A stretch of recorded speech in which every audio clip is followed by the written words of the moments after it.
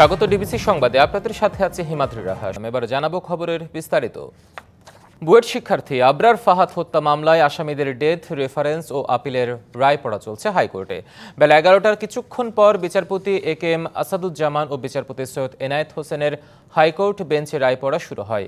2019 সালের 7 অক্টোবর রাতে বুয়েটের দ্বিতীয় বর্ষের ছাত্র আবরার ফাহাদকে ছাত্রলীগের একদল নেতাকর্মী পিটিয়ে হত্যা করে। 2021 সালে 8 ডিসেম্বর হত্যাকাণ্ডে জড়িত বুয়েটের 20 শিক্ষার্থীকে মৃত্যুদণ্ড দেয় আদালত। আরও 5 শিক্ষার্থীর যাবজ্জীবন কারাদণ্ড হয়। গেল বছরের 28 নভেম্বর হাইকোর্ট বেঞ্চে এ বিষয়ে শুনানি হয়। দর্শক, যেমনটি জানাচ্ছিলাম, হাইকোর্টের রায় পড়া চলছে। বিষয়ে বিস্তারিত জানাতে উচ্চ আদালত থেকে আমাদের সাথে মুহূর্তে যুক্ত হচ্ছেন সহকর্মী মিজান আহমেদ। মিজান, কবে নাগাদ মোটামুটি ঘোষণাটা আসতে পারে, আর এর পরবর্তী আইনি প্রক্রিয়াগুলো কি বা হতে পারে?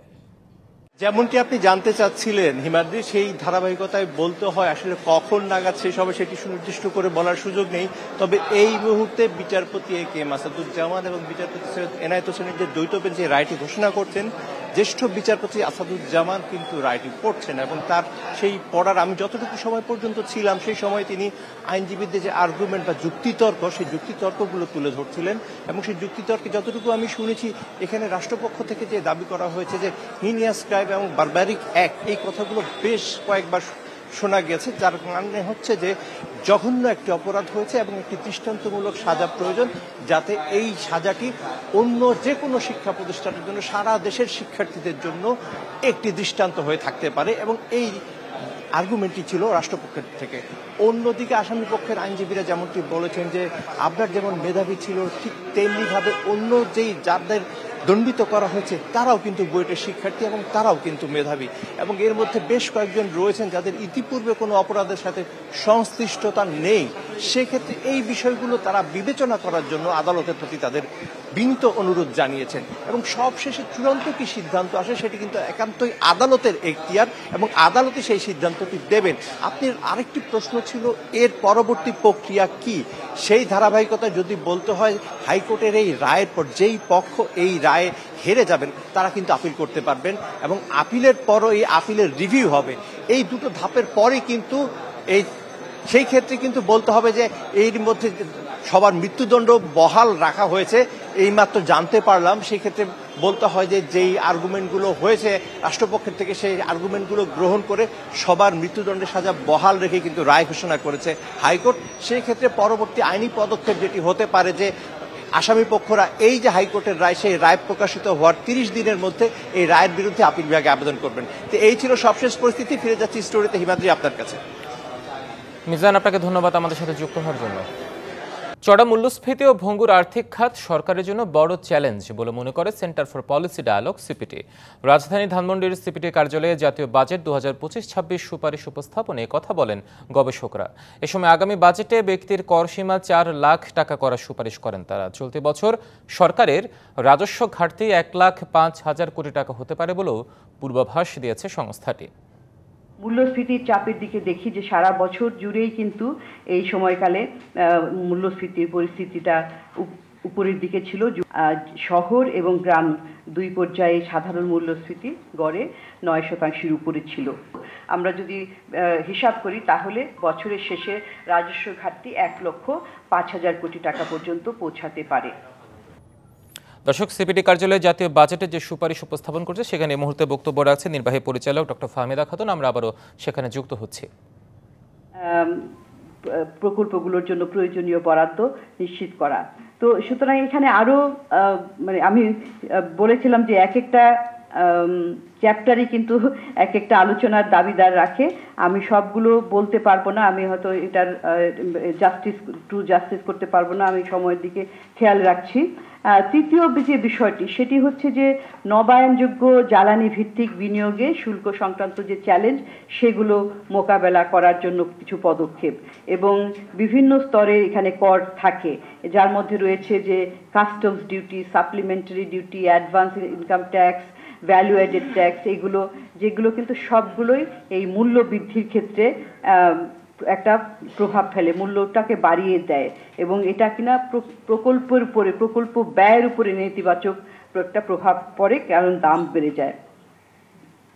এবং এইখানে আমরা যে সুপারিশমালাগুলো করছি সেখানে নবায়নযোগ্য জ্বালানির উৎপাদন, সংযোগ এবং বিতরণে ব্যবহৃত যে যন্ত্রাংশ, সরঞ্জাম এবং উৎপাদনের কাস্টম ডিউটি এটা 5% নামিয়ে আনা উচিত এবং উচ্চ কাস্টম ডিউটি ছাড়াও এআইটি, আরডি, তারপরে এটি, অ্যাডভান্স ট্যাক্স, সাপ্লিমেন্টারি ডিউটি এগুলো নবায়নযোগ্য শক্তির বিনিয়োগকে নিরুৎসাহিত করে এবং বিশেষ করে 4 দিনে বাংলাদেশ সফর শেষে ঢাকা ছেড়েছেন জাতিসংঘ মহাসচিব আন্তোনিও গুতেরেস। 9:55 তাকে বহনকারী একটি ফ্লাইট হজরত শাহজালাল আন্তর্জাতিক বিমানবন্দর ছেড়ে যায়। এ সময় তাকে বিদায় জানান অন্তর্বর্তী সরকারের পরিবেশ, বন ও জলবায়ু উপদেষ্টা সৈয়দা রিজওয়ানা হাসান। এদিকে অপতথ্যের বিরুদ্ধে লড়াইয়ে জাতিসংঘের সহায়তা চেয়েছেন প্রধান উপদেষ্টা ডক্টর মোহাম্মদ ইউনূস। শনিবার রাজধানীর একটি হোটেলে জাতিসংঘ মহাসচিবের সম্মানে আয়োজিত ইফতার অনুষ্ঠানে তিনি বলেন, অপতথ্য ছড়ানো থেকে আমাদের রক্ষা করুন, বাকিটা আমরা সামলে নিতে পারবো। অনেক মতপার্থক্য থাকার পরও একটি নতুন বাংলাদেশ করতে দেশের মানুষ ঐক্যবদ্ধ বলে মন্তব্য করেন ইউনূস। গত বছরের জুলাই আগস্টে সংঘটিত ছাত্র আন্দোলনকে ঐতিহাসিক আখ্যা দিয়ে অধ্যাপক ইউনূস বলেন, শিক্ষার্থীদের কাছে অস্ত্র ছিল না, ছিল কেবল তাদের জীবন। আরও বলেন, শিক্ষার্থীরা স্বাধীনতার জন্য, নিজেদের পায়ে দাঁড়ানোর জন্য আন্দোলনে নেমেছিল।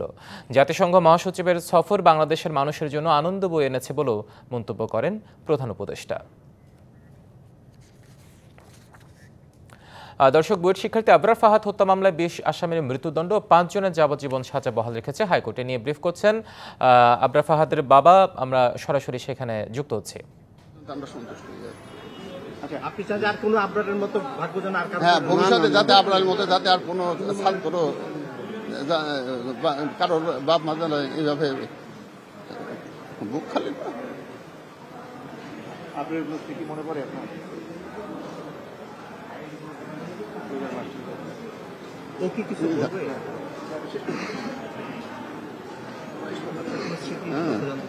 এখন স্মৃতি তো অনেক আছে, স্মৃতি তো আর কি এটা হয়তো পরে বলবে, এখন এই মুহূর্তে বলতে পারছি না।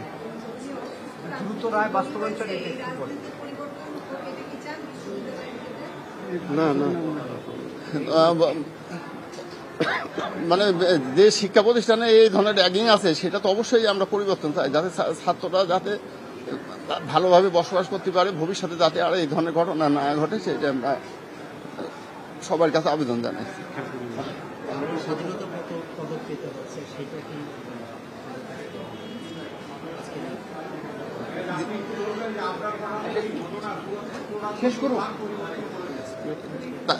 স্বাধীনতা পুরস্কার দেবে শুনছে, কিন্তু এতে সরকার সন্তুষ্ট হয়ে দিয়ে দিয়েছে। সরকারের কাছে আমরা কৃতজ্ঞতা জানাচ্ছি। হ্যাঁ, হয়তো তাকে এটা রাষ্ট্রীয়ভাবে স্বীকৃতি দিয়েছে, এটাই আমরা খুব গর্বিত। রায় হলো, আপনি অনেক দীর্ঘত সংগ্রাম করেছেন এই রায় নিয়ে। না, অবশ্যই আমরা আসলে খুবই সন্তুষ্ট আসলে যে আজকের যে রায়টা হয়েছে এটা আসলে সত্যি বলতে যেটা যে আমরা আসলে হাইকোর্ট থেকে যে এত দ্রুত একটা রায় আসবে, যদি আমি 1 বছর আগের কথা 5 আগস্ট আগে আসলে চিন্তাও কখনো করি নাই যে এত দ্রুত একটা রায় আসতে পারে।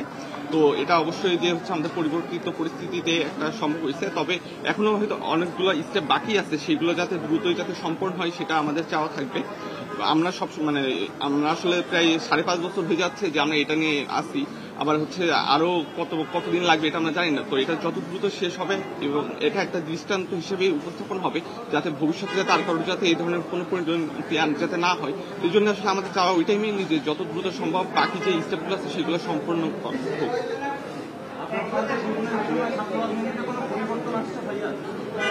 আমার যা আমরা আসলে এই ব্যাপারটা তো ছাত্র রাজনীতিতে পরিবর্তন আসছে কিনা এটা যারা বাট অবশ্যই আমরা হচ্ছে সবসময় চাই যাতে অন্তত যেই পরিণতি একবার আবরার ফাহাদের হয়েছে তা যাতে আর কোনো অবস্থাতেই যাতে আর কোনো শিক্ষার্থী যাতে না হয়, এটা যে কোনো পরিস্থিতিতেই যেন নিশ্চিত করার জন্য অবশ্যই আমরা চাবো যাতে সরকার এবং হচ্ছে যারা ছাত্র সংগঠনগুলো আছে তারা যাতে এই জিনিসটা নিশ্চিত করে যাতে আর কারোর পরিণতি একই রকমের না হয়। ঈদ উপলক্ষে জমে উঠেছে বিপণী বিতানগুলো। পোশাকের সঙ্গে মানানসই জুতা কিনতে ব্যস্ত ছোট বড় সব বয়সীরা। সাধ্য অনুযায়ী সাধারণত পোশাকের সঙ্গে মানানসই ডিজাইনের জুতা কিনতে পছন্দ করেন ক্রেতারা।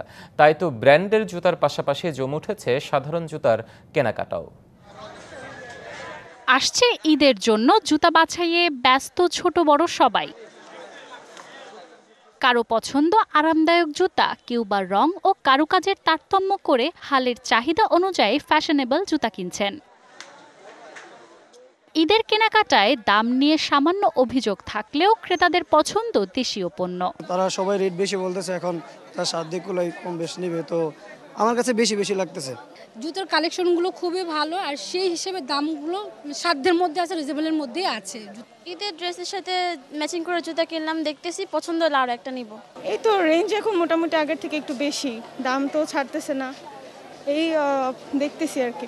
বৈশ্বিক পরিস্থিতির জোরে জিনিসপত্রের দাম বৃদ্ধি পেয়েছে বলে মন্তব্য করেছেন বিক্রেতারা। রমজান চুক্তি আপনার শুরু হয়েছে, ভালো বেঁচে কিনে আমাদের শেষ পর্যন্ত হবে ইনশাল্লাহ। মোটামুটি আলহামদুলিল্লাহ 15 রোজা থেকে শুরু হয়, ওইখান থেকে ভালো একটা কি সেল আসে। আমাদের জুতার বেচা কিনাটা কিছুদিন পর থেকে শুরু হবে, লাস্ট পর্যন্ত আশা করি গতবারের থেকে এবার অনেক ভালো হবে।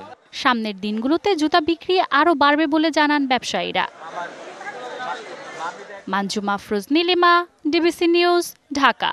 রাজধানীর বিভিন্ন এলাকায় প্রতিদিনই বসে বাহারিয়ার বৈচিত্র্যময় ইফতারের পসরা। কাকরাইল, পল্টন, শান্তিনগর এলাকাও এর ব্যতিক্রম নয়।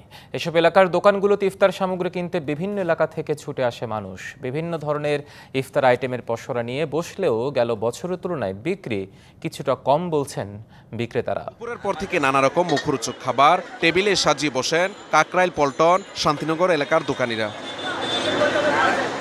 রাজধানীর বিভিন্ন এলাকা থেকে আসা ক্রেতারা বলছেন কম দামে এমন মুখরোচক ইফতার সামগ্রী কিনতে পেরে খুশি তারা। বাসাটার চেয়ে কিনাটা একটু রসালো, ভালো, রুচিসম্মত। রমজানের মধ্যে ঝালটাই পছন্দ করে, যদিও ক্ষতি, কিন্তু ঝালটাই পছন্দ বেশি সবার। দামটা কম পাইতেছি মুঘল খাবার, এই জন্য আমরা সবাই ইফতারি নেওয়ার জন্য এখানে আসি। বাসায় তৈরি করা যায় না সচরাচর, এই ধরনের কিছু আইটেম এখানে ডিফারেন্ট যদি থাকে ওইটা আমরা হয়তো নিয়ে যাচ্ছি। বিক্রেতারা বলছেন মানসম্মত খাবার দাম নাগালে রেখেই তারা বিক্রি করছেন, তবে আগের বারের তুলনায় বিক্রি কিছুটা কম বলেও জানান তারা। আমাদের সাথে স্পেশাল আছে, আপনার জিলাপি আছে, হালিম আছে শাহী, আর মাটন লেগটুস আছে, জাল ফ্রাই আছে, মাল ভালো, প্রাইস কম হিসেবে। আমাদের হালিমের রিভিউ খুব ভালো পাইতেছি আমরা, রেগুলার গেস্ট খুব কন্টিনিউ আসতেছে আমাদের হালিম খাওয়ার জন্য। কোনো কেমিক্যাল নাই, কোনো ভেজাল মিক্স নাই। রমজানে খাদ্যপণ্য বিক্রিতে ভোক্তা অধিকার অধিদপ্তর ও নিরাপদ খাদ্য কর্তৃপক্ষের তদারকি বৃদ্ধির দাবি জানান ক্রেতারা। Mahmudul Hasan Nazim, DBC news, Dhaka. DBC সংবাদ এই ছিল এখনকার মতো। ডিবিসি নিউজের সংবাদগুলো পড়তে ভিজিট করুন dbcnews.tv, ভিজিট করুন ডিবিসির ফেসবুক পেজ এবং ইউটিউব চ্যানেল। ডিবিসির সঙ্গে থাকুন।